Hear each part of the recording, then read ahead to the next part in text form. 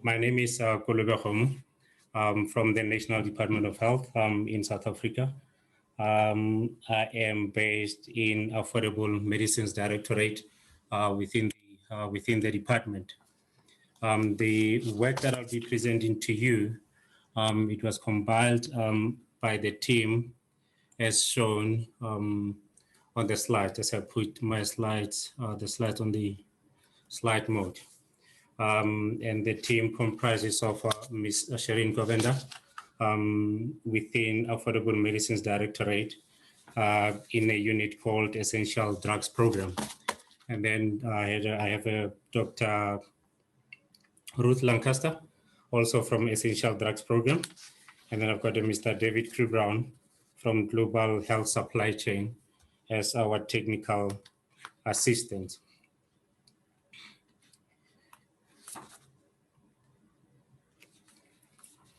For quite some time, ladies and gentlemen, the crystal balls have been used to tell the future. If we could predict the future ourselves, I'm sure a majority of us wouldn't be here. We will be somewhere fulfilling some of our dreams. But then we, as a department, we have taken undertaken the almost impossible task to forecast medicines during the pandemic, which was really a mammoth task to tackle. Some of my colleagues have used the analogy of building the plane while it's flying or while it's in the air. So that's how almost impossible the task was. So if I can take you briefly, quickly through the agenda of my presentation. Basically is, I would like to share the story of not finding the perfect crystal ball, but establishing processes to future medicine requirements during the pandemic. So my presentation will include those activities as outlined in the slide. Ladies and gentlemen, during this pandemic, the world really got crazy. The things or the processes or life as we knew it was really turned upside down. Things that we're used to or things that we are accustomed to really changed. We had to figure out how to do things differently. One of the principles that we used within our unit was that we need to plan for the worst and hope for the best. So by saying that we're not necessarily afraid, to overestimate or to overplan or to overforecast. The idea was just to make sure that we have sufficient medicine supplies in the country.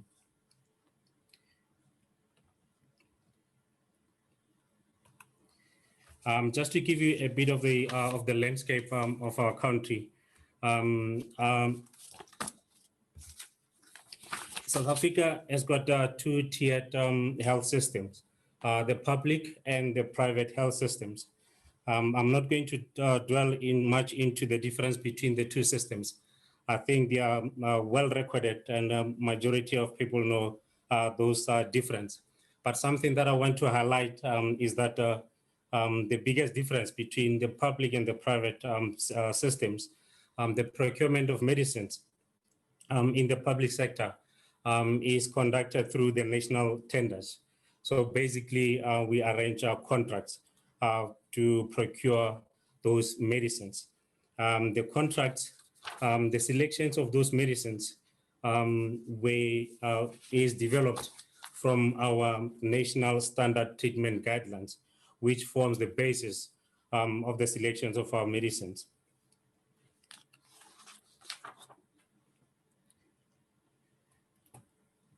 And one of the other reasons, one of the benefits that we realize from our national tenders is really the economies of scale, where we can really reduce the cost of medicines for our country.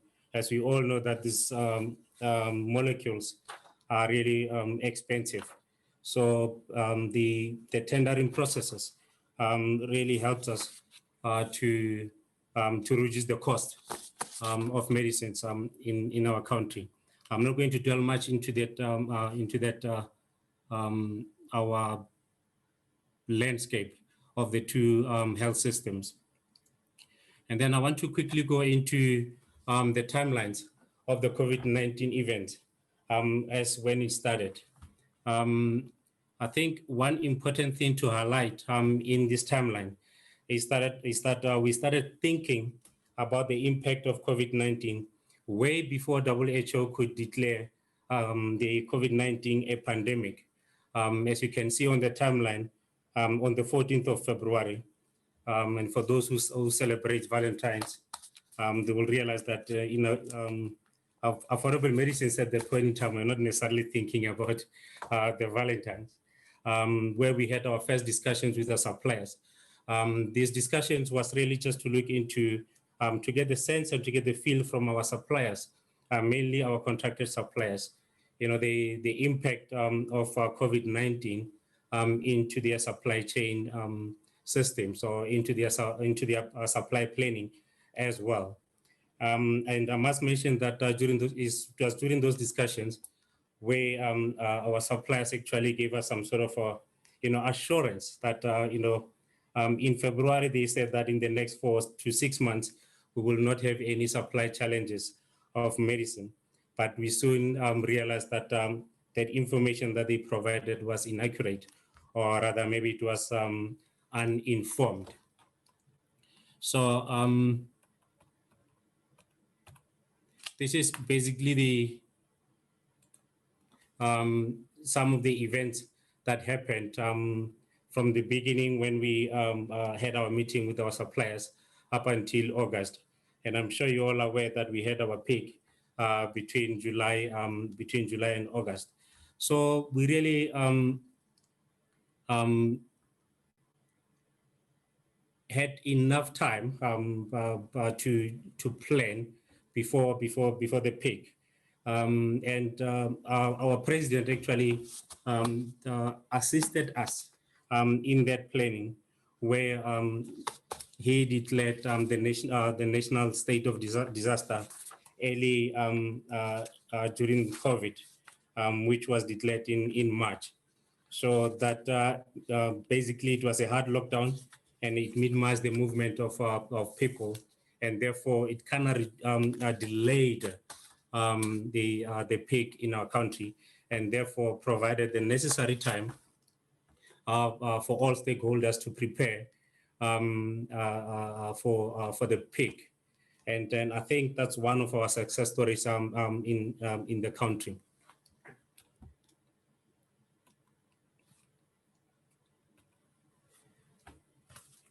If you look down at the slide, it shows the number of infections or the number of cases as they were developing in our country, where the blue line shows the cumulative cases, the red line shows the active cases, the gray is the total recoveries, and the yellow one or the amber one is the cumulative fatalities. As you look at the number of fatalities, they are low as compared to all those other cases, cumulative or active. And then really from there, after those activities during the hard lockdown, some of the activities, actually, the approach that we undertook was to develop, some of the task teams looking at different activities. And this task teams was made up of different expertise. One of the teams was the medicine selection and regional medicine use, which is really within the AMD, is the essential drugs program, as I've mentioned. And the second team was the demand forecasting team. The third one was procurement. And the fourth one was the supply management, which included logistics. These teams will meet frequently to touch base and to look at the impact and to monitor the situation as it develops, and to make amendments or recommendations where required.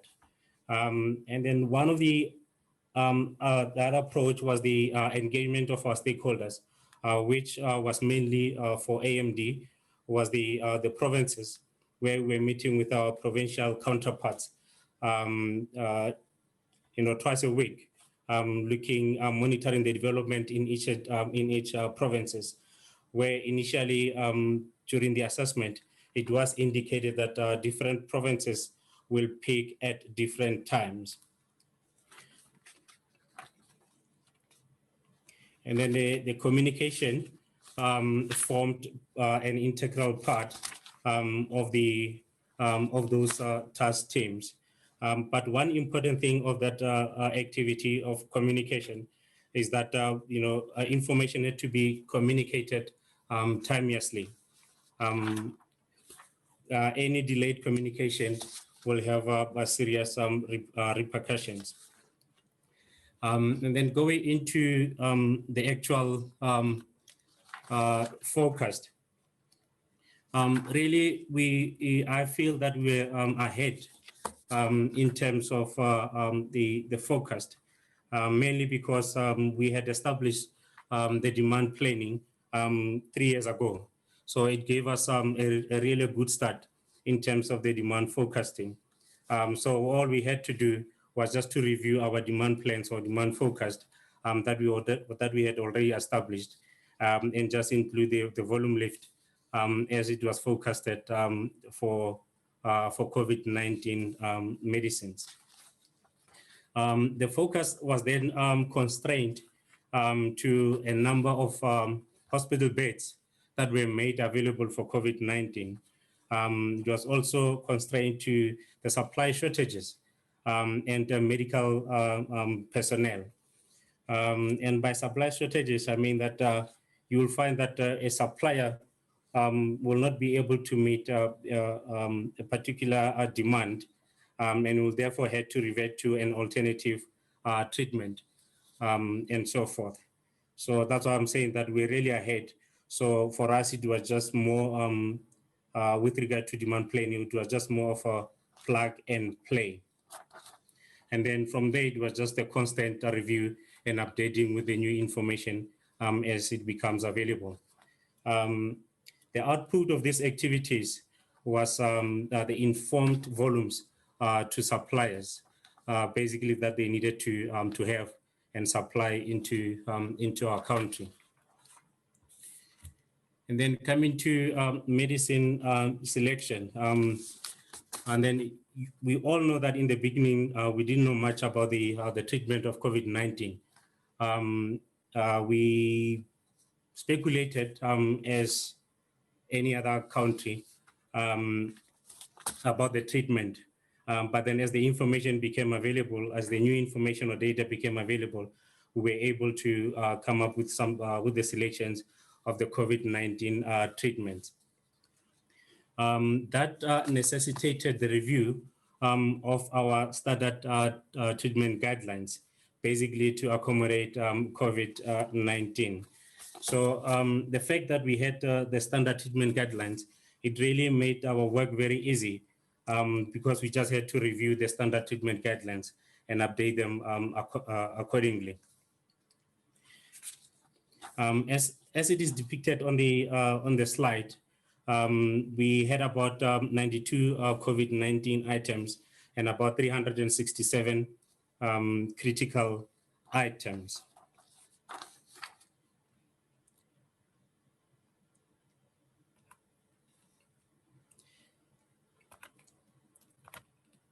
And then came to our patient level focused.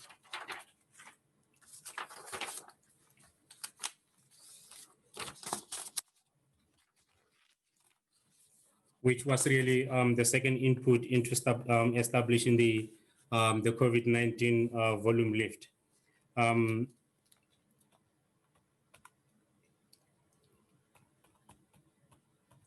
not going to go through this diagram as you see it in there, but basically this analogy or this forecast was provided by our national EPI modeling consortium, where they could predict or forecast the number of patients. And they could even break it down to the number of patients that could be hospitalized, the number of patients that will be infected but will not necessarily seek treatment, and so forth and so forth. And really that formed our basis of our demand forecast. So based on the level of care, we could determine the type of treatment that's required and forecast accordingly. But this then, it resulted in different or multiple scenarios that we had to consider.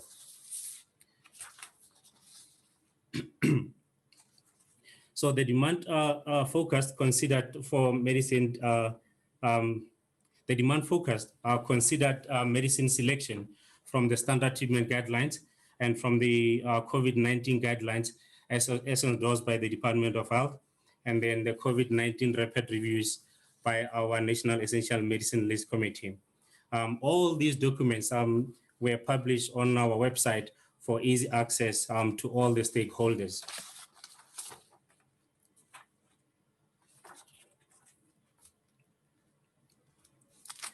And then the actual demand planning process. As I've mentioned earlier, we had a very good baseline where we had started our demand planning or demand forecasting 3 years ago. And then all we had to do was just to add the COVID-19 volume lift. This process was basically touched on it previously when I was looking at the timelines. So I wouldn't go through all. I wouldn't go through the process completely, but then just to look at the our output was that we were able to publish the forecast after we have undertaken all the processes.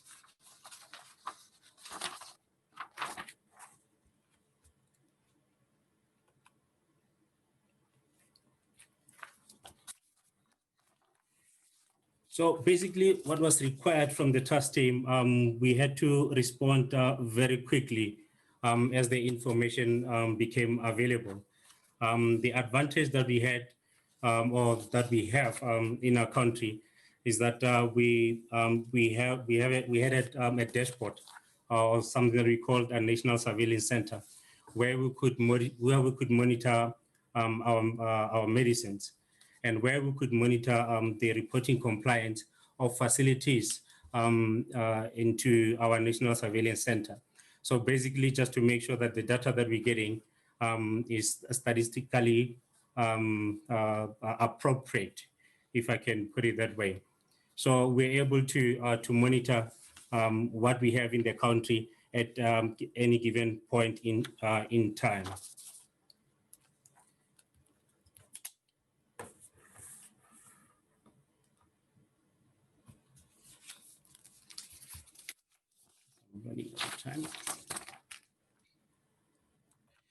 So basically, in conclusion, looking at the lessons learned, we realized quickly that the crystal ball is not the way to go.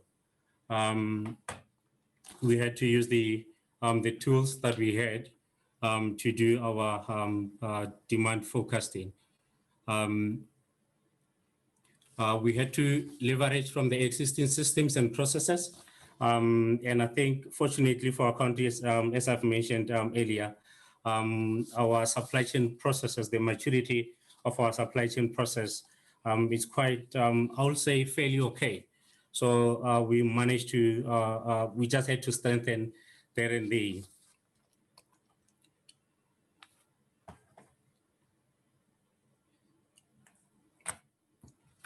And we had to quickly identify and use the strength of each team, basically using the resources that are available within our midst.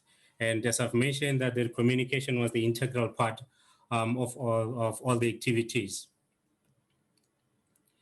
And then the importance of data availability and visibility was also quite critical. And fortunately for us, we had National Surveillance Center where we could access data at any given point in time. And obviously there were gaps that were realized where we're continuously strengthening at this point in time. Some of the activities including supply planning tools where we're currently using Excel or the spreadsheet to do those activities, to identify the supply gaps from the supplier side and within the provinces. And there were mistakes that were made, but in my view and in my opinion, I don't think we made a lot of mistakes. Yes, there were a few items that were we overestimated, but looking at the quantum of items that we have, I think we did very, very well as a country. And these actually necessitated our thinking around centralized demand and supply planning, where there's much value on the centralized activities than when they are decentralized. And as I've realized that I ran out of time, and I would like to thank you very much. Thank you very much for the opportunity, and I will take questions. I will just, I can just read this question to you. So Gashaw asks, globally as well as locally, projections are quickly changing, which affects the accuracy of the forecast. How do you approach your demand planning with this unpredictable and quickly changing situation? As I've mentioned that, we had a very good foundation in as far as our demand focus is concerned. So that made things easier. So as the impact of COVID-19 was hitting us hard, it was more of just maneuvering the logistics. So there wasn't necessarily, I would say, much difference or much variance in our original forecasting as compared to the actual usage. As I've mentioned, we had a very few items where we overestimated, but considering the quantum of items that we had, to me, that was statistically insignificant. Unless maybe one of my colleagues who want to add to my response. Yeah, thanks, Kolobe. It's David Crewe-Brown here, also part of the team who've been working alongside Kolobe on this piece of work. I think really just to answer Geshaw, one other component is just a regular review. So we initially had, when we started started establishing the demand forecast, we started really understanding that we got to do regular reviews and adjustments. And so we had a weekly cycle of reviewing the new data on hand and then adjusting and publishing the new forecast. And so there was this idea of this significantly rapid review and response given the new insights that we gained. We at a later point in time realized that actually that weekly review was starting to put a bit of a tailspin in the supply planning side of the operation. And so it became every 2 weeks. But I think that was part of the ability to respond, is to be able to do regular reviews, bring in all the new data, and then republish the forecasts. Thank you. I will pause in case there is one more question.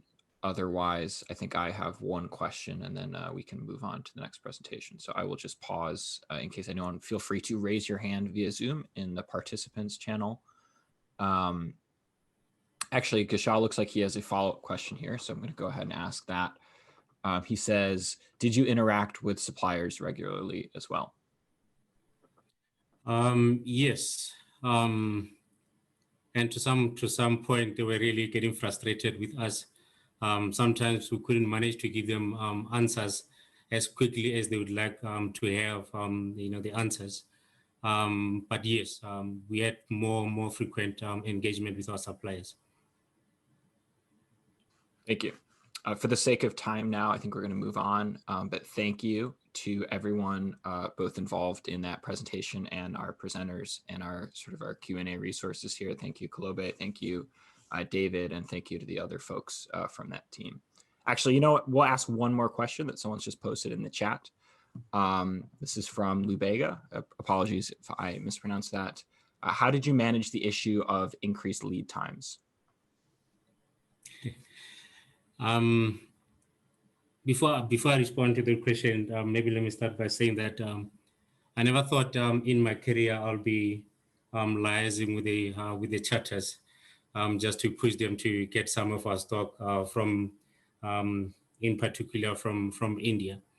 But then, yes, ordinarily our suppliers will sea freight medicines into our country.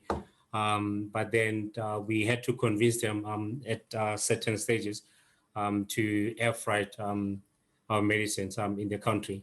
It wasn't an easy task. They would always complain about the the price or the cost of the air freight versus the sea freight. But then some of them were really playing ball with us. They were able to expedite some of the deliveries as needed. Yeah, so it required a continuous engagement with our suppliers.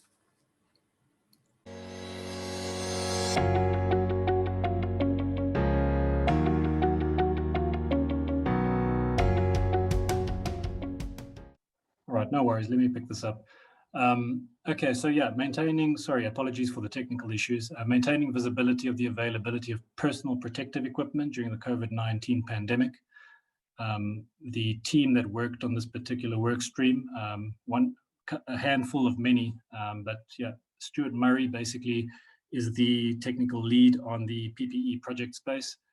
Myself, Claudio Mendes, I look after the National Surveillance Center. Mr. Rob Botha is our chief of party for the consortium and works with the Global Health Supply Chain Technical Assistance team, or leads up that team rather. And then Mr. Stuart Douthwaite, who's our technical lead and lead developer on developing the actual views on the NSC, or the National Surveillance Center dashboards. Just in terms of background, those first couple of slides are looking to cover the background to the PPE project and just the workstream objectives. Just from a PPE project perspective, as our previous colleagues mentioned, this thing came really quickly. So the first case of the coronavirus was reported on March 5th. And as soon as the 15th of March, we basically had a state of disaster declared by our national president. So it became really evident really quickly that we were going to run into constraints of not just medicines associated with the treatment of the COVID-19, but specifically PPE related items. I mean, we had health workers, 27,000 odd, treating patients in hospitals who were getting infected because we were running out of things like masks and sanitizers and gloves and gowns and all that kind of a thing. So getting appropriate PPE to all our healthcare workers became a real priority real quickly at the start of this pandemic. The tool that we developed, and I guess we've done this the wrong way around because of the technical issues, but the tool developed basically was our NSC, which we expanded to cover PPE items, and we used it extensively to basically monitor availability across all our public healthcare facilities. The tool's objective largely was to visualize availability of our inventory and assist our Department of Health at a national level to provide oversight and direction to our provincial counterparts, but also to make sure for our provincial counterparts to ensure that they had sufficient supply of PPE, making sure obviously all frontline healthcare workers were adequately prepared for this sort of a thing. And so we leveraged our NSC which was basically largely a medicine focused bit of technology, and expanded that to include all of the PPE items and associated commodities. Just from an oversight perspective, we had effectively 4 buckets of activities. The first being a PPE forecasting process, and together with Kolobe's team from our previous discussion, we developed and updated and shared basically PPE demand forecasts. We on the NSC actually developed a couple of views where you could extrapolate your stock on hand, your current stock on hand versus the projected forecast from a 3-month perspective, and thus give you a shortfall or overstock number that allowed us for, to better plan where these commodities should be and how to use them, or whether we should expedite orders in from suppliers overseas or simply transfer stock between facilities. Managing of donations and making sure that the quality assurance was on par. As you can imagine, with the uptake of the pandemic, donations became common practice. So we had donations coming in from all parts of the world, and it was key to make sure that those donations, or the stock donated rather, met all of the relevant quality assurance criteria. In terms of provincial support and collaboration, you heard me earlier talking about our weekly response team, and that was really to obviously provide operational support, make sure we're all singing from the same hymn sheet, assist provinces in ensuring stock on hand reporting was on par so that decisions could be made, and then obviously continuously updating and maintaining the NSC views with respective counterparts. And then obviously also collaboration with other government institutions, Department of Trade and Industry, and obviously National Treasury, who's holding the purse strings to a lot of the PPE items that needed to be procured. And then from a data source perspective, I've spoken about the data sources. I won't dwell too much on that. All right, great. So the National Surveillance Centre, so as the name implies, is basically a web-based monitoring and evaluation tool used by the National Department to see medicine and PPE availability in the South African public health supply chain. So the data is received into the NSC from different sources, and using predefined KPIs and appropriate analytics, this information is basically visualized in graphs and tables onto the NSC. Drill down capability means that the NSC users can customize their view of data from a national level right through down to a facility level. Built-in filters make the NSC a dynamic tool in the sense that views can actually be tailored by the user based on the filter that the user actually selects. So this provides a great platform to quickly identify underperforming metrics. It provides direction for users to interrogate root causes, put in appropriate corrective and preventive actions, and this allows for improvement of underperforming processes. Continuous review of indicators as well as enhancements of the NSC also means that you have an ever improving NSC platform for users generally. If we could just go to the next slide, please. So yeah, the National Surveillance Centre, just from a contextual perspective, was established in 2016 to provide end-to-end visibility of the supply chain. It's become the single source of information to use by both the National Department and the Provincial Departments of Health. As mentioned earlier, it's drawing data from multiple sources, including suppliers, depots, and healthcare establishments. And in response to the COVID-19, the nice thing was, historically the NSC was only looking at medicine availability, but because we had the platform largely developed, it was basically getting a case of getting the information in from a PPE perspective to be able to expand the NSC views to include not just the medicines, but PPE and other associated commodities. Another cool thing we done with the NSC was basically map all the way up to manufacturing facilities so that we could understand from an API and manufacturing sourcing perspective whether there was going to be any bottlenecks as the world was going down into lockdowns in various parts of the world. There was a concern that constraints on these APIs and on these manufacturing sites would create a blockage for us in the sense of getting medicines into the country. So one of the cool developments was actually putting that together from a dashboarding perspective, so we could keep track on international vendors and the supply of API through the pipeline. In terms of how the NSC supports the PPE coordination, it provided a great platform to basically identify stock on hands and immediate stockouts. This gave us as close to real-time information as we could get to enable quick decision-making. It allowed us to identify how our stock levels were performing versus forecasts. And importantly, it allowed us to also manage reporting compliance into the NSC.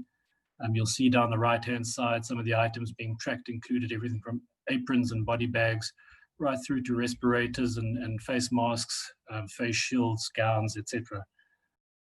So yeah, a real great platform for the PPE team to monitor and effectively manage stock levels at facility levels. Just in terms of data sources, we're getting data in 3 different ways. So I think without data, we wouldn't be able to visualize any of this information on the NSC. So we mustn't undervalue the effort it took, I think, to source this data together with not just our national counterparts, but also provincial counterparts.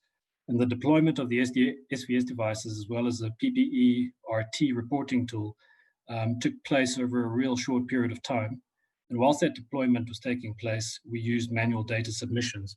So what you see in the little bubble there is we had manual templates that were developed and were issued to facilities from inception, and that's what facilities would use to report their stock on hand. As the SVS device deployment took place, the manual data submission started transitioning across to this electronic platform. PPE RT is also an electronic platform, but largely used by the depots across the country. So all of that data comes in, gets consolidated in a PPE database of sorts. It gets matched up to a facility and item master, and using that, we can then obviously visualize things onto not just a web-based view, but also our mobile views, which we've created specifically for use with a Tableau mobile application. These are just some examples of how the views look.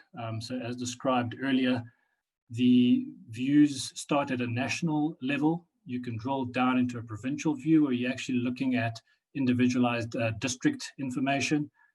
Just in terms of some of the information you can see there, you've got the total number of facilities that are reporting on data, the total available stock items in terms of what those facilities are reporting.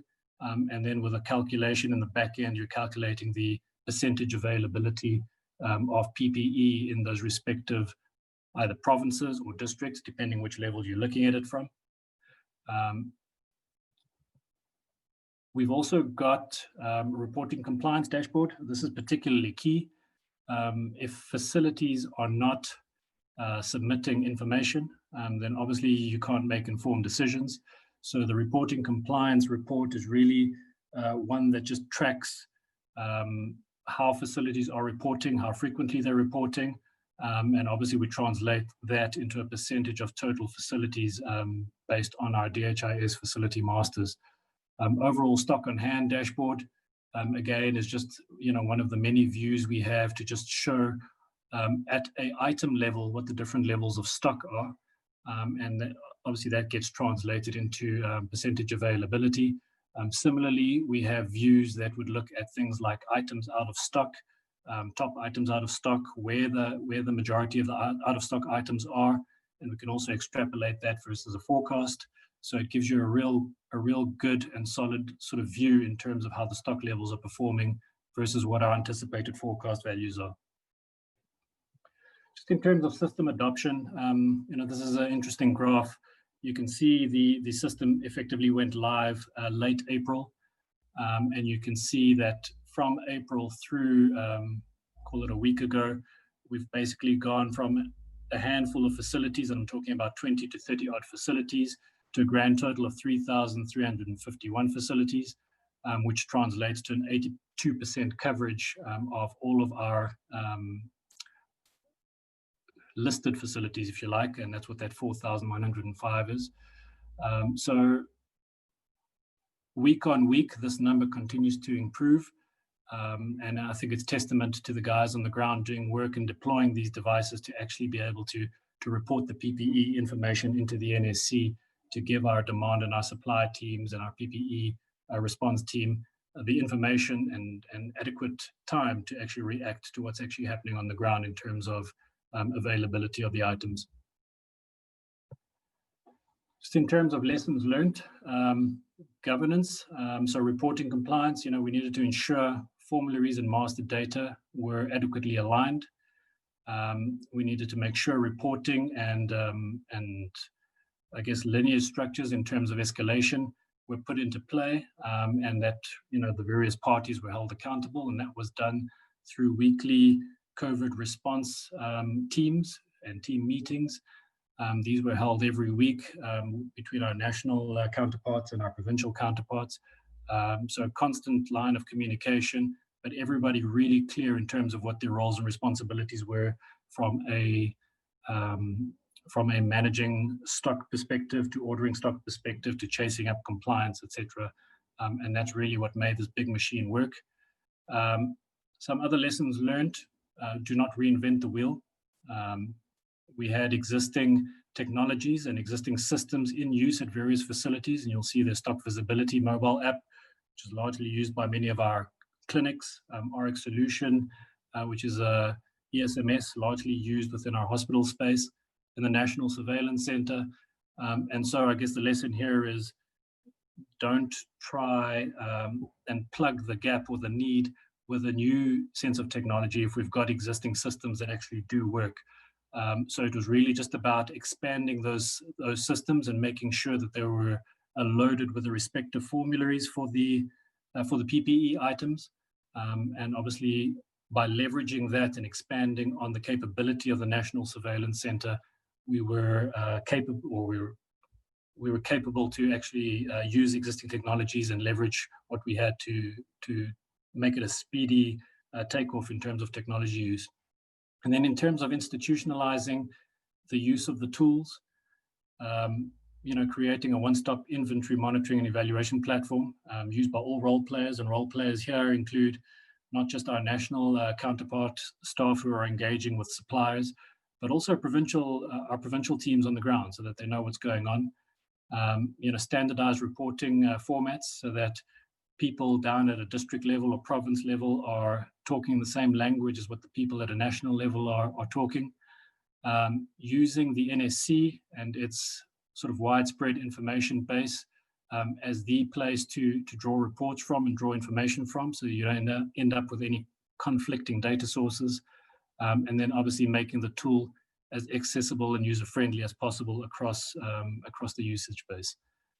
So those were really the lessons learned. And that's it from our perspective. Thank you. Thank you, Claudio. I think I want to open at this point.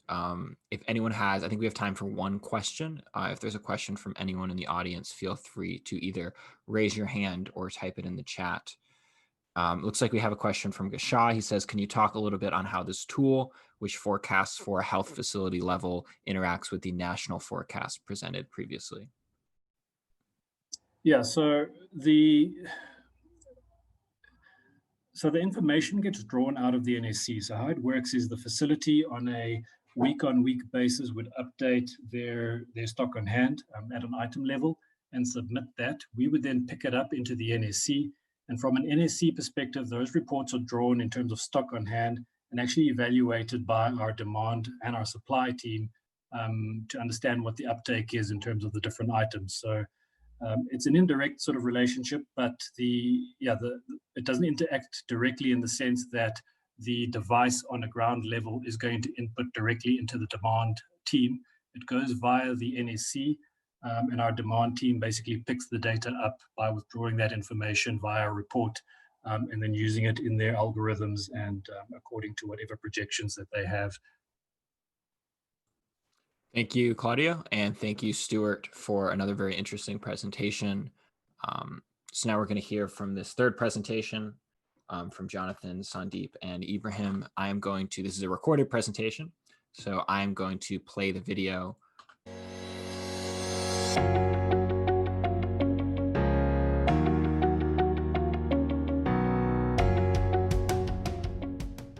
Good morning, everyone. My name is Jonathon Martynski. I'm a strategic procurement manager in Palladium. I work on our Humanitarian and Stabilisation Operations Team project, which provides humanitarian relief operational services for the UK government's Foreign, Commonwealth and Development Office. Today, I'll be talking about our experiences using blockchain systems to monitor medical supply chains. On the HSOT project within Palladium, we are a rapid response logistics team providing life-saving humanitarian goods into complex remote locations within the first days and weeks after humanitarian disasters. Often these goods are things like tents and water filters, but it also often includes medical goods and PPE. Serving in a 4PL capacity, the team procures the goods from a global or regional manufacturers, identifies global freight forwarders to move the goods to the first port of entry, be that an airport, seaport, or major city in the receiving country, and then leverages local logistics partners and other stakeholders to incrementally store and move the goods until they reach the last mile beneficiaries. In any humanitarian crisis situation, travel and personnel movement can be difficult. And of course, normal supply chain routes and supplies are disrupted and particularly volatile. Of course, now we can add to this scenario the issue of COVID-19 pandemic disruptions, whereby desperation for PPE and medical supplies increases the likelihood of misappropriation, as well as further inhibiting movement of personnel to get eyes on goods in country. This essentially means that HSOT is entirely reliant on its in-field partners to provide accurate transactional data to demonstrate transparency, accountability, and ultimately to establish the end-to-end chain of custody of the goods. To HSOT, monitoring in-field logistics is a way to identify bottlenecks, which we can assist with resolving, and a way to help build the capacity of local organizations and bolster their performance. Given that the relationship with many of these partners are new and rapidly established during a sudden onset disaster, trust and confidence in the reporting coming back is often lacking. This is especially true in nascent logistics markets that often lack the appropriate technology, systems, processes, or workforce to perform to an international standard, and increases the need for HSOT to develop effective performance monitoring. HSOT has engaged with various systems in the past to try and address this challenge. We previously tested a blockchain-based system to track linear movements in a supply chain. The learnings from this trial that offline functionality and flexibility in the system were key to ensure that it could function adequately in complex situations has fed into the decision to trial a different innovative product called Sealer, which is also blockchain-based.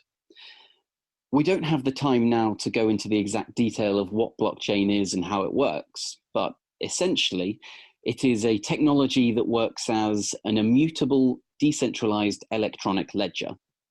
What that means is it essentially stores information using this technology, meaning that the information is extremely secure, theoretically unfakeable, and easy to work with across an extensive network around the globe, as long as you have connectivity. The concept behind the Sealer system is that it is an app to be used on the phone or has a desktop interface.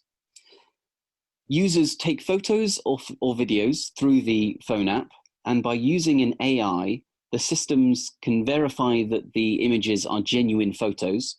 So it can verify that they're not faked, altered, or misrepresented. It can also log the exact time and location coordinates at which the photo was taken. By then uploading those verified images onto a secure blockchain, they act as an undeniable record of proof of time and location of the goods in the image, along with any other data that you can identify from the media, such as quantity, quality, batch, or expiry information. The system's designed to be user agnostic. That is, anyone can take a photo using the app and you can be absolutely sure that the picture is 100% reliable and true, regardless of who the user was, thanks to the AI verification and the blockchain recording of it. For this reason, the app has been used up to this point not in supply chains, but in areas such as documenting conflict and things like chemical weapons usage. We were approached about the app and saw a potential utility for supply chain monitoring. If the system can allow us to have 100% reliable information on when and where the goods are, without the need for our own people or trusted partners to be there, we can have much more faith in the data we're receiving, and we can have more of it, and we can rely on a wider range of partners. We were able to pilot the system in our response work in providing PPE to the WHO for medical staff after the Beirut port explosion in August. Personnel along the supply chain, including Palladium staff, local partners, and receiving organizations, all used the app to upload images of the goods as they moved from the UK to Lebanon, to the forward staging hubs, and to the numerous end destinations. The photos, as you can see an example here, were of truckloads of goods, of single cartons, and even of individual boxes of items. We were then able to monitor and verify the receipt of goods along its journey, as you can see from the map, and track its various complex movements and distributions in country. We were able to identify exactly when and where and in what condition the PPE ended up in clinics and hospitals. This system effectively enables the outsourcing of monitoring and tracing of goods and movement. When used in a response, HSOT can have ultimate confidence in exactly when and where goods have been received, without needing to have any of its own personnel on the ground, and without having to interrogate data or cross-check information provided. The benefit of this capability is further magnified in complex scenarios involving conflict, lack of connectivity, or indeed viral pandemic. So the opportunities and possibilities raised by this sort of technology are relatively easy to see. Firstly, in the context of COVID-19 and in remote or conflict-affected areas where access by our personnel is reduced, a system such as this presents alternative means to have increased levels of confidence in the verification of receipt and onward movement of goods. We can be much more confident in the exact time and location of existence of our goods. Too often, typically, we have partners or downstream suppliers reporting information on the status of goods, which by the time it gets to us is out of date, or conflicts somewhat with other reporting data. The AI and immutable blockchain technology means that this information provided in the system cannot be faked, cannot be manipulated or misreported, and is immediately available to us as soon as the partner has connectivity. Given the increased desperation and demand for medical and PPE products, such detailed oversight can also help to mitigate the risk of a misappropriation of goods, and even identify exactly where in the supply chain issues arise. The ability to track each individual node and branch in what can be an incredibly complicated network of movements has great potential in increasing efficiencies for information management and monitoring. Again, being based on a blockchain technology, the system has huge opportunities for scale up, as it's capable of being used across a very wide network with hundreds or even thousands of users, all of whom can contribute data without compromising the reliability or trust in the data provided. Secondly, the system benefits from the ability to capture much more than just where are the goods. Through the media, be it photo or video, we can have a good idea about the condition of the goods and their packaging and surroundings. We can see the context in which they're held, indoors, outdoors, in a warehouse, in a pallet, or as a unit. We can pinpoint incredibly accurately where they are, even down to the area within a warehouse or a building. The AI system also automatically captures and records text in images, allowing easy tracking of batch numbers, makes or models of items, and expiries of medical goods.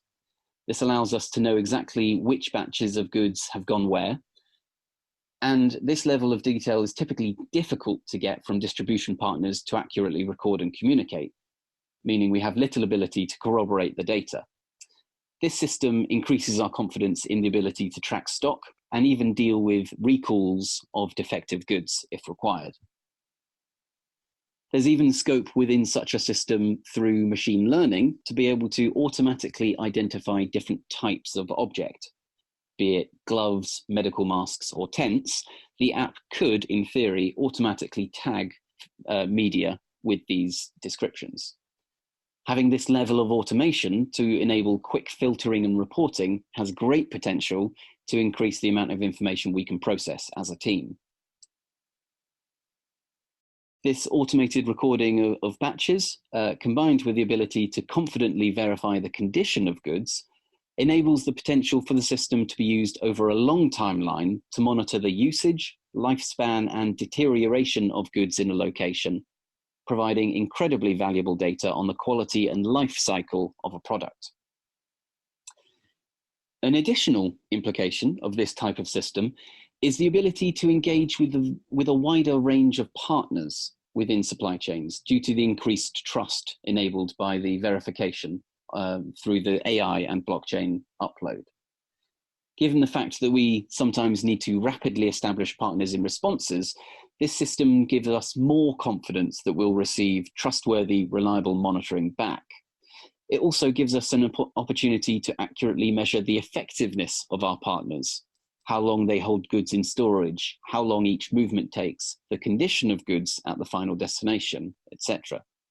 We can then provide accurate feedback for improvement or take action to rectify the issues when they occur, where necessary.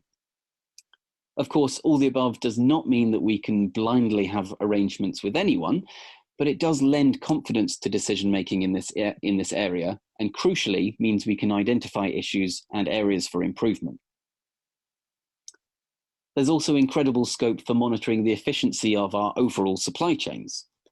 In-depth data on the speed of each individual section provides the opportunity to pinpoint bottlenecks in our supply chains and identify inefficiencies. Being able to know the exact amount of time that certain goods have been held in a particular warehouse, or precisely how long it takes to get from one staging hub to another, can help us to identify weaknesses in our own system. We can track issues back to a particular area of a warehouse, or even down to a single truckload if issues do occur.